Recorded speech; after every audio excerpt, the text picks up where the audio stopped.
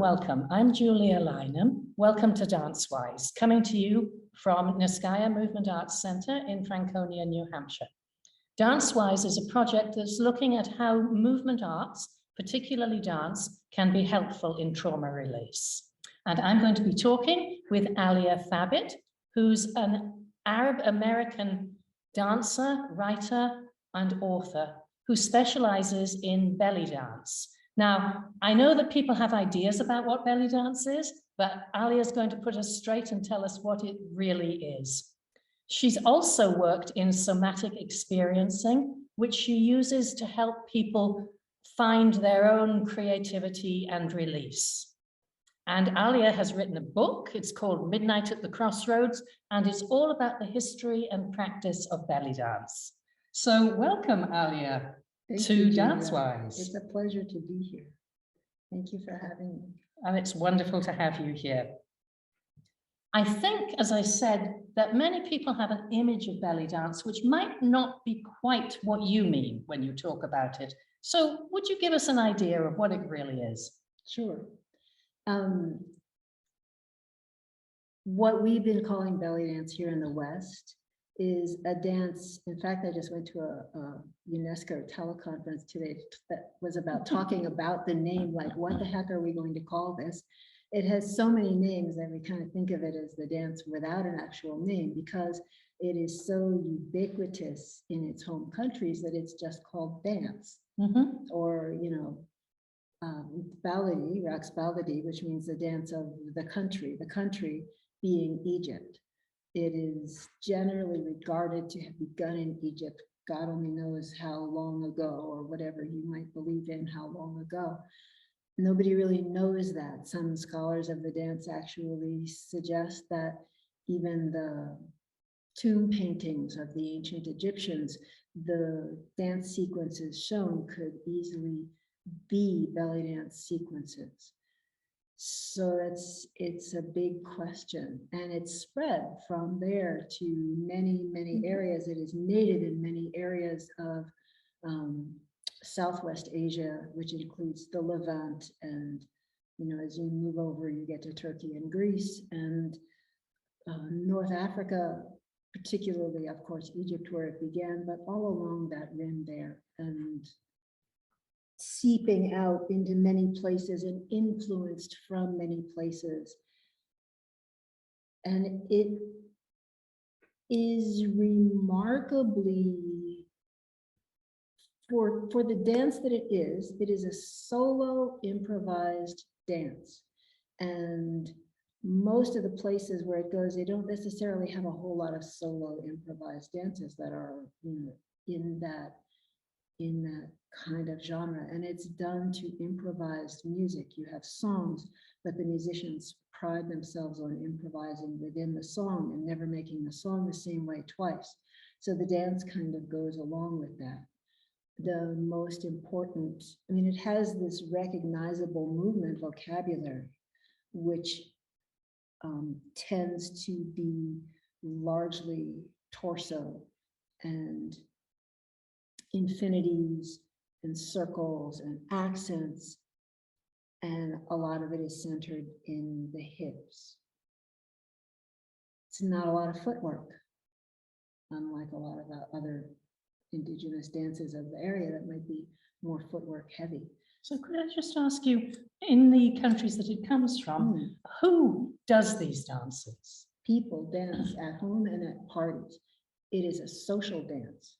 It is a social dance that is a playful dance that is done for fun at home. You know, people are working together and, you know, making food. And up until very, very recently, it's only extremely recently that we have recorded music, and that recorded music is, you know, proliferated to be available to everyone. So in the not so distant past, everybody made their own music.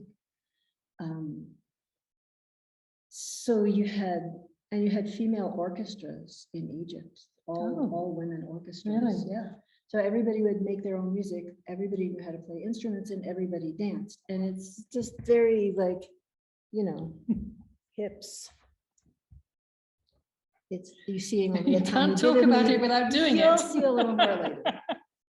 Yes, Alia's going to give us a little demonstration later. When you say that the music is improvised Mm. and the dancers are improvising, this may be a very Western kind of question. How do you know what to do?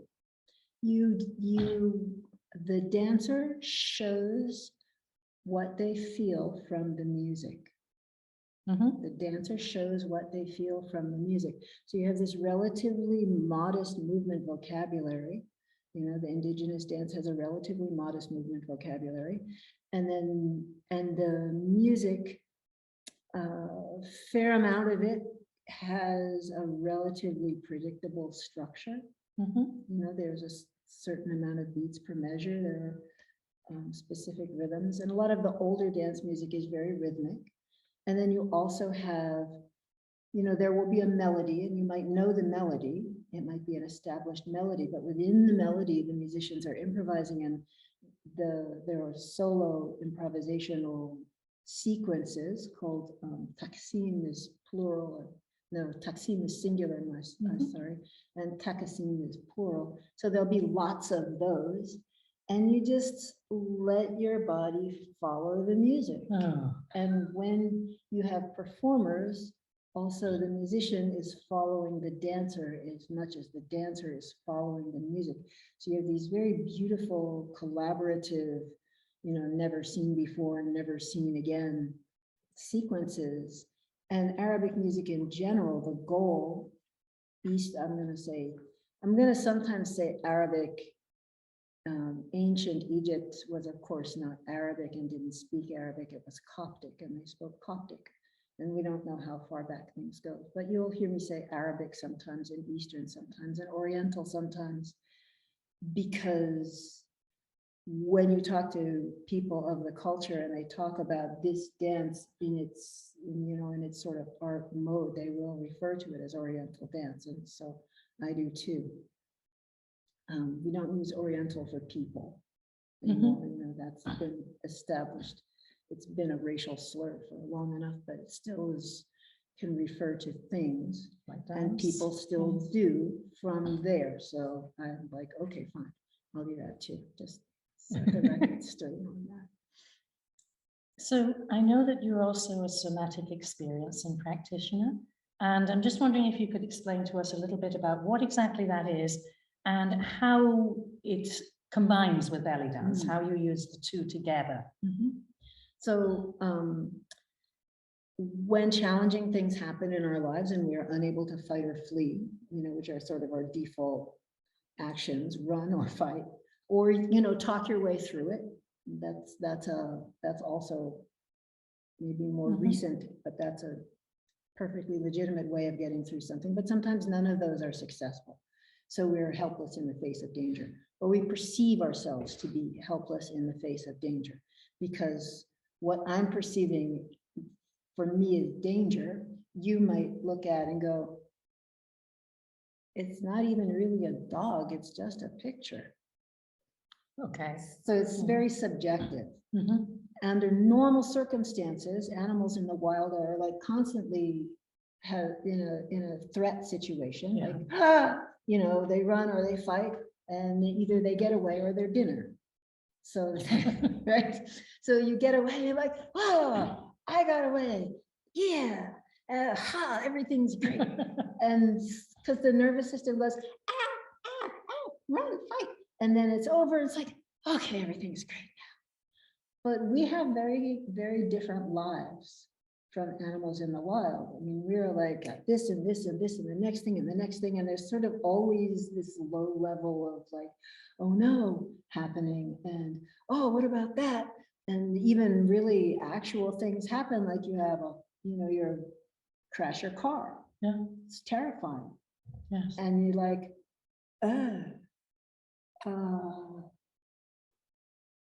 my car. I have to pick up the children. I have to make dinner, you know, I have to get to work, or whatever it is that you were trying to do before you wreck the car. And you don't really have any time to go, it's over, I'm okay. And so when that happens, sometimes the nervous system gets stuck in this sort of on place. And we have so many kinds of things that don't really resolve by themselves in the way that something would happen in the Veld, for example, that sometimes we have lots and lots of these little things, and there'll be patterns of them, you know, like maybe you had one car wreck when you were little and it wasn't that big of a deal, and somehow you keep having them over your life, like they just, things sort of repeat. Or, you know, you had a very challenging childhood and, you know, your caregivers were very challenging people, and you may end up finding more partners through your life that sort of have those same kind of patterns. So it's not so much in the thing that happened as in how we respond to things in the here and now. One of the definitions of trauma is an inability to be in the here and now. Because you're like always in the past, kind of still vibrating from what happened before, or worrying about what's going to happen next. And we're kind of, anyway, always like chewing over what happened before, or worrying about what's going to happen next. And we rarely get a chance to go, this is nice. How pleasant. It's great to be here. Everything is cool. And belly dance is all about, this is nice. Ah, how pleasant. Let's have a good time. Aren't we all having a nice time? Isn't this great? So it's very much here and now. It's very much in the moment because you are with people, usually your family and friends. The vast majority of people in the home countries do not dance professionally. and it's, you know, to be a performer is not a very high status activity. And most dancers are women, and to be a woman performer is even less of a high status activity. In fact, it's kind of a taboo thing from a religious perspective. It's not the dance, historically, it's not the dance that's the problem, it's the performing part. Being in front of men who are not from their family. So that's but everybody dances. They're just not performers. In the West, we tend to think of it as a performance art rather than as a social dance. But over there, it's primarily a social dance. So here you are, you're with your friends and family, or you know, if you're a performer, you're with your guests, and your whole thing is like, hi. Hi.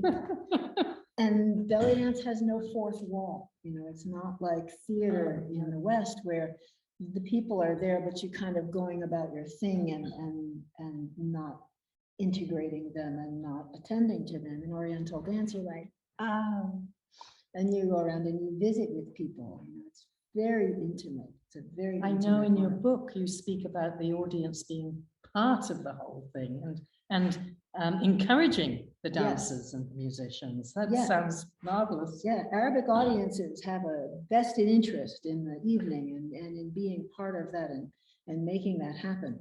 And Arabic music in general has an intention of like meditative entrainment and intention of reaching what is called a tarab, which is musical ecstasy. That's the general translation.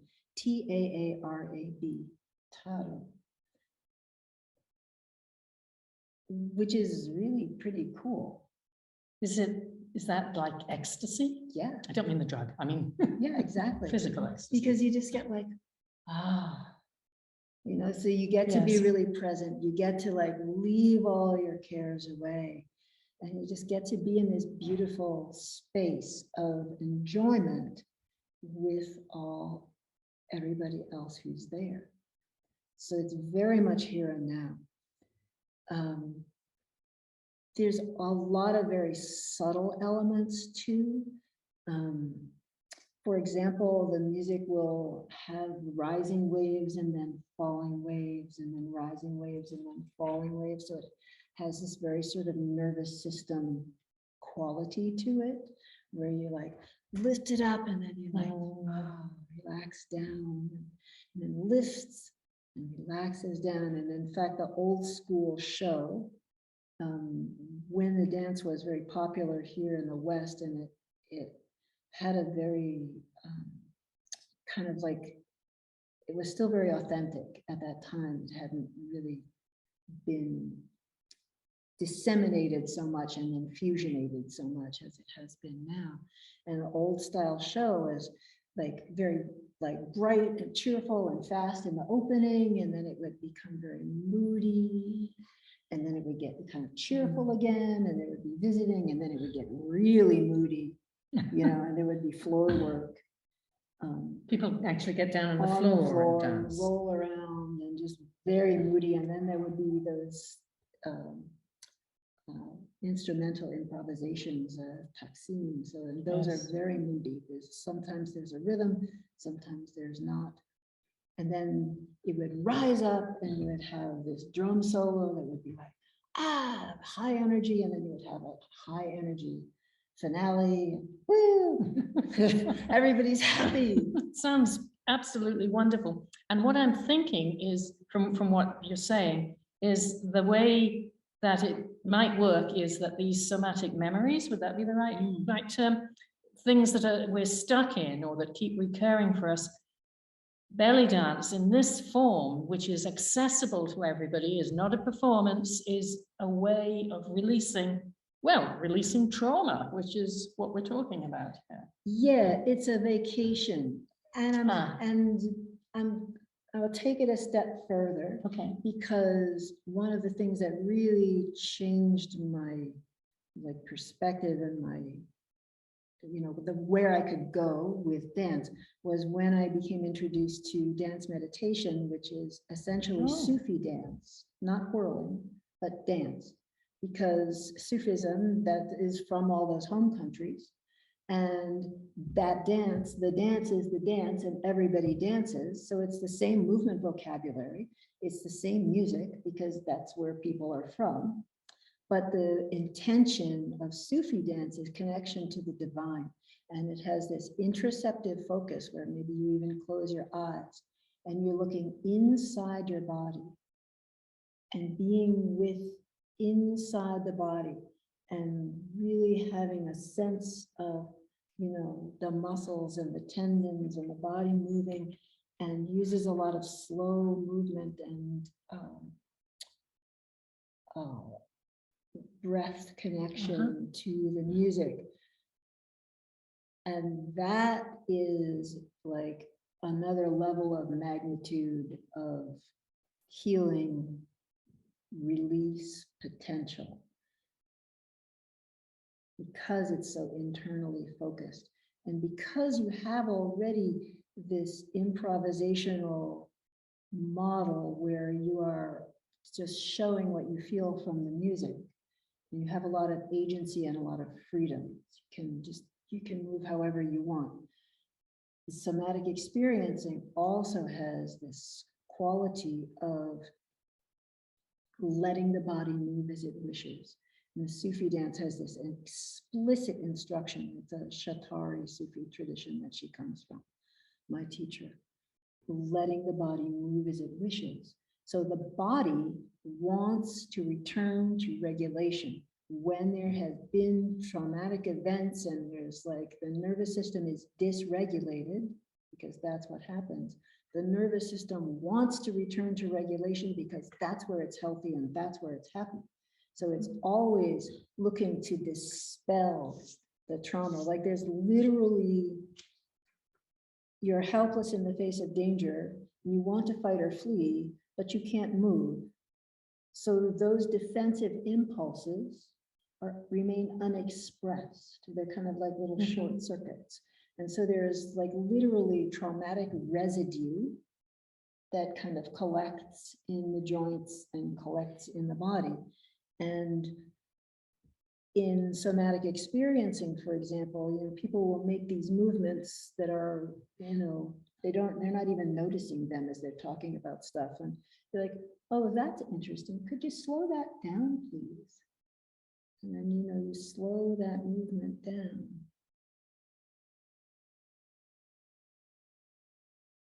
And then maybe even slow it down some more.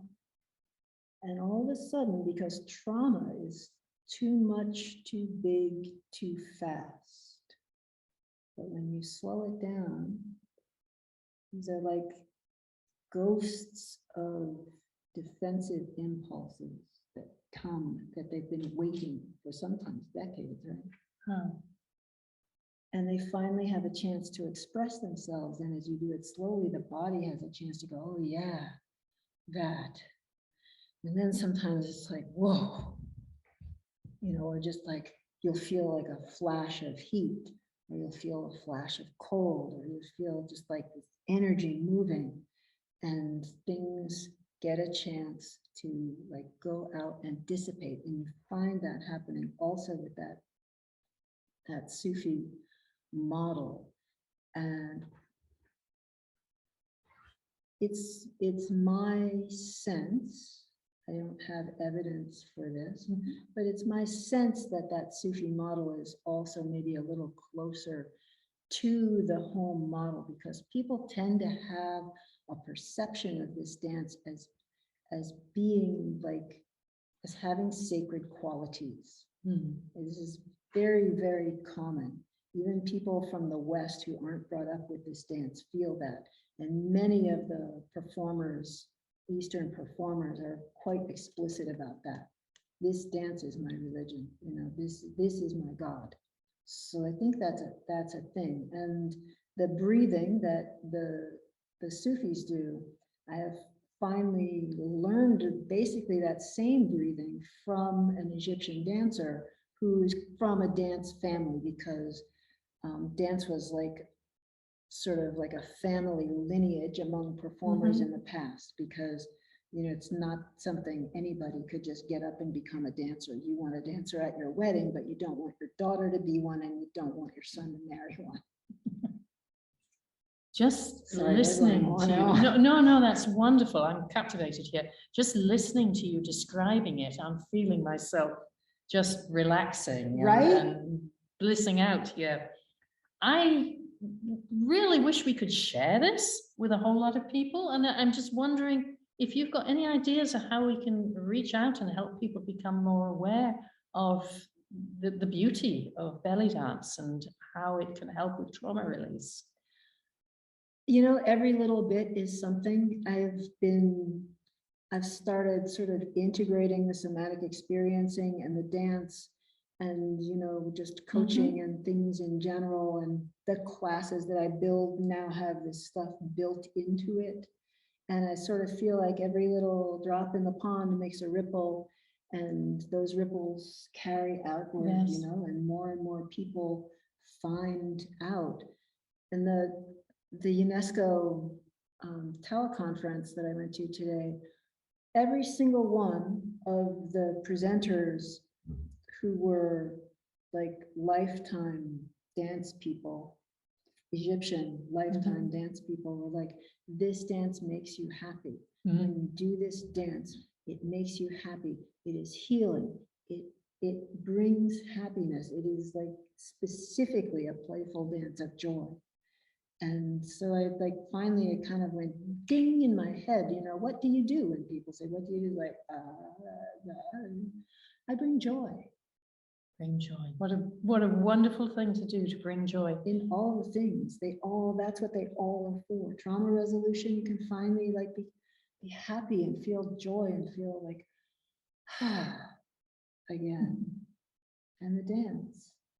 So if people wanted to experience this, how would they go about finding ways to get involved with belly dance?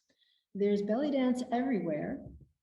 The vast majority of it, I have, in my experience, has been westernized so that it is being taught as choreographies.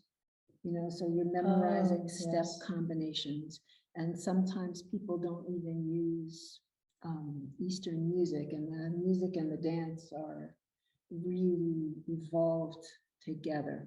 But the music is maybe foreign to someone, so they don't really understand it.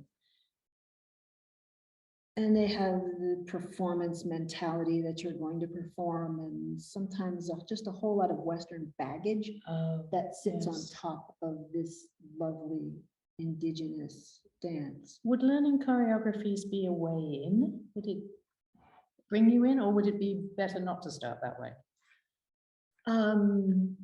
My opinion is that it's better not to start that way. I learned from Ibrahim Farah, who was a Lebanese dancer, and we never learned any choreography, but we did learn short combinations. We learned little combinations, and I went to class a lot, and we never ever once did the same combination over again. I mean, for a while I was going 3 times a week just to see if he would repeat anything. He never repeated anything. So because we have this relatively modest movement vocabulary, which is yet incredibly elastic, because we have the quality of micro movement. So you have a little circle, right? But you could have a big circle, or you could have a tiny circle, or you could have a little decorated circle, or you could decorated circle, or you could make it high and more ovally, you know, or you could take it out a little bit. Yes. We're dancing here in our seats. That's right. Beautiful. So there's so much. How long have you been doing this dancing? Almost 50 years. 50 years. Almost. Next year. Oh, it must be so in your body. Yes. And because of the way I believe that it's partly or even largely, I mean, I'm Arabic. So some people are like, oh, well, it's in your blood. But, you know, like, no, I did not grow up in a dance family. My family is Eastern Orthodox, and it was not a dance family. So I don't know that. I don't know that. Though, you know, there's probably some kind of, you know, if there's transgenerational trauma, which there seems certainly to be, then there's also, you know, some kind of transgenerational other things. I don't know. But I think it was because of the way that I was taught. And this like constantly moving resequencing of this basic movement vocabulary. And I teach like that. And that, you know, I kind of went choreography because students wanted it, but over time I've just said, you know, no, I'm not doing that. So I teach like that. I teach community college classes, 15-week class. The vast majority of the people in the class are not dancers and have not danced before and are, you know, often adults and don't have a dance background. And they can dance at the end of 15 weeks, and they dance with more comfort and ease than a lot of dancers that I see who have been dancing a very long time. So I suppose if the point is not to be working up towards a performance, that you can relax and do whatever just comes. Be as creative as possible. I think that you can largely do that as a performer. I think a lot of people might be a little nervous about performing. I think that's one of the problems with the way dance is presented in the West, in that it's like pointed so hard at the performance thing. So then you get all the people who are like, ooh. Where if it was presented more as its social dance roots, as something that you do for fun and to relax and to feel happy, then it would maybe be different. So when we talk about how people see belly dance, they see it as sort of like, you know, strippers with jingle bells on. And, you know, it's all about the male gaze, and it's all about being sexy, and it's the dance of seduction. It's like, who needs a dance to seduce somebody? You don't need a dance. Take off your shirt and, you know, that'll be enough. And when you recognize that in its home countries, it's often, you know, all the women in the household are dancing together because so many of those societies are sex segregated except at home. So that in public settings, there's often a men's party and a women's party, and all those people are dancing together.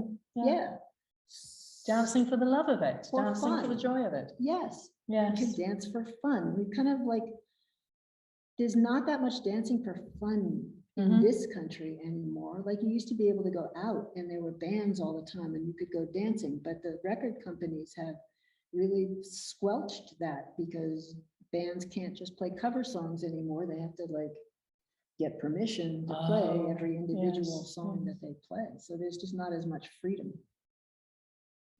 So this is a way that you can express that freedom and your own inner creativity. hope that many people will feel that they could be inspired to dance in this way, to enjoy the fun of dancing. And I want to say thank you to you, Alia, for joining us, and to everybody who's watching. Thank you for listening and watching, and we hope to see you again in a DanceWise video. Thank you. Thank you for having me, and thank you all of you for watching this. And hopefully you will feel inspired to maybe put on some music and just like close your eyes and let your body move how it wants, and just enjoy moving to the music and the feeling of the movement of your body with the music. Thank you, Alia. Pleasure. So is there anything else that you'd like to say? Actually, yes, there is one thing. I feel strongly that belly dance is essentially a mind-body activity on a par with all of the great and well-known mind-body activities, yoga, Tai Chi, you know, all of those things, martial arts, all of it. It has all of these same qualities. There's like a list of qualities that a mind-body practice has, and belly dance, I can't remember them all right now, but belly Can dance, you remember a few? it's, I think there's a breath with movement component, Yes, and there is a focus on the moving of the body and the consciousness of the moving of the body, and there's a whole bunch of them. But it's in my book. It's all in my book. Okay. I actually Midnight at the Crossroads. I went through all of them. I wish I had a copy of it to hold up. But it has all of those qualities, but it's fun. It's fun. Yes. It's fun and enjoyable, and you get to dress up and you get to wear sparkles and you get to have a good time. And, you know, who would think that this little dance that everyone is like, oh, belly dance, has all of this stuff in it? It's amazing. And I suppose I have to ask, can men do it too? Of course. My teacher was a man. I mean, everybody dances in the East, everybody dances. And I have heard on many, many occasions from many, many experts in this field, you know, indigenous experts, my own teacher, Ibrahim Fada, for example, and several people today at the CID teleconference, think this is a woman's dance. This is a woman's dance. It's like, okay, let's think about that for a minute. We, as women, are generally expected to do a men's dance in our everyday lives and like go, go, go. And it's best to be bold and you have to be like this, you know, and all these things that are, you know, people generally associate with as male qualities. So why not? Everybody could also do something that they could associate with, you know, that people associate with female qualities. You don't have to have, you know, you don't have to have a female body in order to sort of indulge in your egg energy, right? The egg